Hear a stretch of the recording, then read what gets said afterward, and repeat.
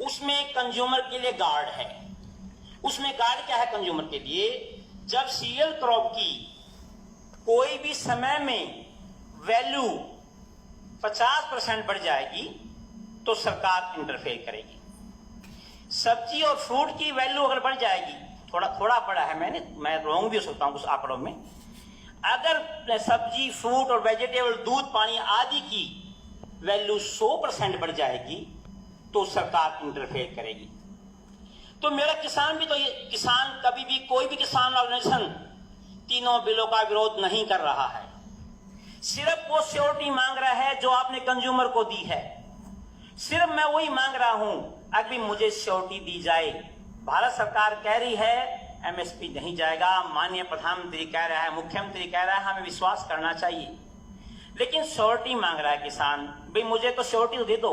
रही बात सरदाना जी की, मैं सरदाना जी से पूछना चाहता हूं कि वेजिटेबल्स और फ्रूट्स जो हैं, ठीक है उगाओ, हमें क्या पड़ी हम क्यों उगाएं, हमें वो भाव तो, हमें वो आमदनी तो मिले। ये सारी दुनिया पैसे की बात समझती है।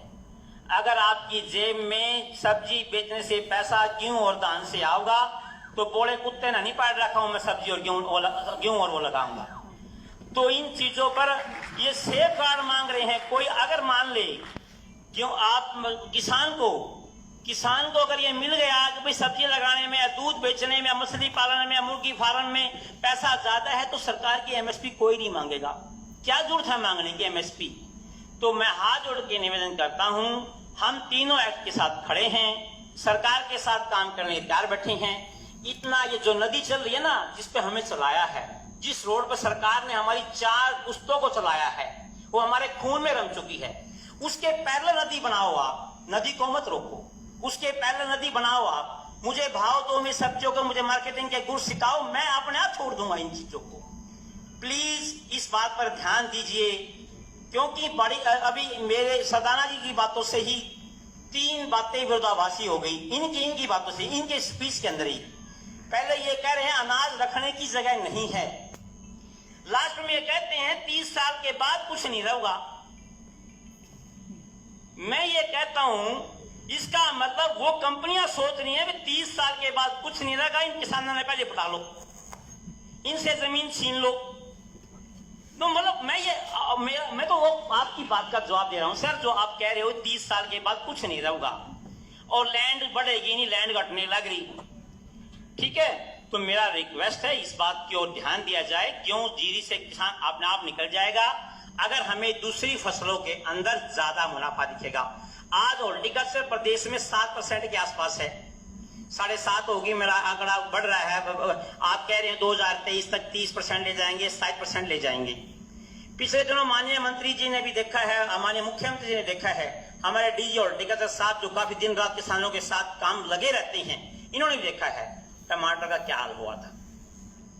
अगर हॉर्टिकल्चर क्रॉप इस तरह से बढ़ेगी तो उसको खपाने के लिए भी जगह चाहिए, उसकी कंजप्शन भी चाहिए।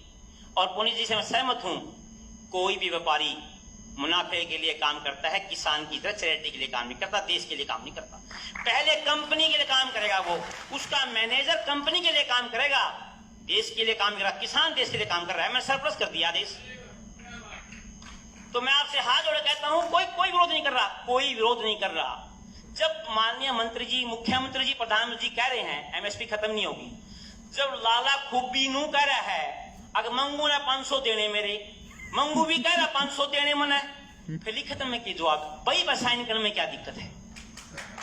जब दोनों पार्टी मान रही है कि हमने 500 देने, किसान भी कह रहा 500 देने मना, लाला भी कह रहा 500 देने, फिर जब लेन देन पर दोनों सहमत हैं, इसको मूछ की लड़ाई न बना जाए।